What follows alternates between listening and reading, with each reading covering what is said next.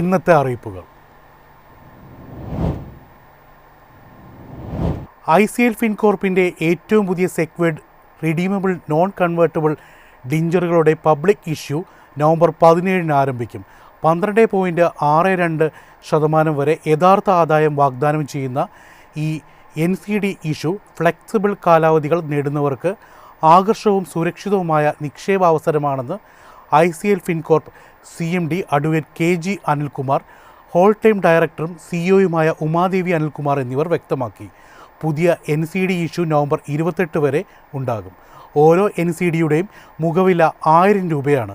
വിശദവിവരങ്ങൾക്കായി അടുത്തുള്ള ICL branch സന്ദർശിക്കുകയോ www.iclfincorp.com എന്ന site സന്ദർശിച്ചോ അപേക്ഷാ ഫോറങ്ങൾ സ്വീകരിക്കാവുന്നതാണ്.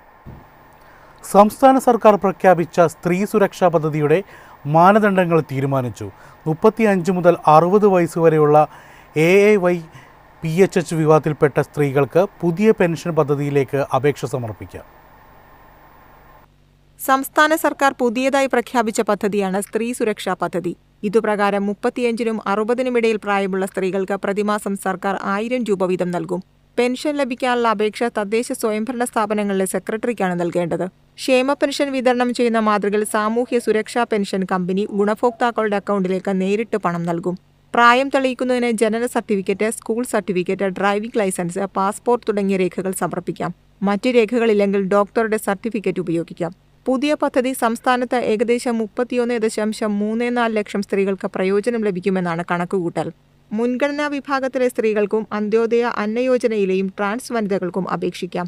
അനർഹമായി പെൻഷൻ കൈപ്പറ്റിയാൽ 18% പലിശയോടെ തിരിച്ചടയ്ക്കണം. News desk Myfin TV. School അർദ്ധവാർഷിക പരീക്ഷ ഒറ്റഘട്ടമായി തന്നെ നടത്താൻ വിദ്യാഭ്യാസ വകുപ്പിൻ്റെ ആലോചന. ഡിസംബർ 15 പരീക്ഷ തുടങ്ങി 23 പൂർത്തിയാക്കാനാണ് ധാരണ. ക്രിസ്മസ് അവധി പുനഃക്രമീകരിക്കാൻ മന്ത്രി വി ശിവൻകുട്ടിയുടെ അധ്യക്ഷതയിൽ ചേർന്ന യോഗത്തിലാണ് ധാരണയായത്. തദ്ദേശ തിരഞ്ഞെടുപ്പിന്റെ പശ്ചാത്തലത്തിൽ സ്കൂൾ അർദ്ധവാർഷിക പരീക്ഷാ തീയതിയിലും ക്രിസ്മസ് അവധിയിലും മാറ്റം വരുത്താൻ വിദ്യാഭ്യാസ മന്ത്രി വി ശിവൻകുട്ടിയുടെ അധ്യക്ഷതയിൽ ചേർന്ന യോഗത്തിലാണ് ധാരണയായത്. ക്രിസ്മസ് പരീക്ഷ ഒറ്റഘട്ടമായി ഡിസംബർ 15 ആരംഭിച്ച് 23 പൂർത്തിയാക്കി സ്കൂൾ അടയ്ക്കാനാണ് തീരുമാനം. തുടർന്ന് ജനുവരി 5 സ്കൂൾ തുറക്കുക. അങ്ങനെയെങ്കിൽ കുട്ടികൾക്ക് 12 ദിവസം അവധി ലഭിക്കും. വിദ്യാഭ്യാസ നിലവാര സമിതി യോഗത്തിലാവും അന്തിമ തീരുമാനമെടുക്കുക.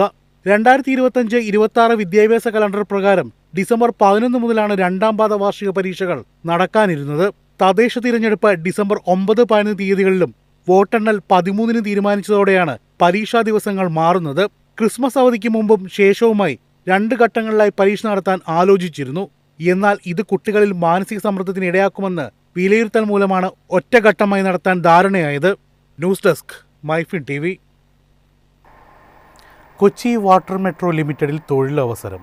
വിവിധ വിഭാഗങ്ങളിലായി ആകെ 54 ഒഴിവുകളാണ് ഉള്ളത്. Manager, fleet manager, marketing executive, boat operation trainee തുടങ്ങി നിരവധി തസ്തികകളിലേക്ക് ഉദ്യോഗാർത്ഥികളിൽ നിന്നും അപേക്ഷ ക്ഷണിച്ചിട്ടുണ്ട്.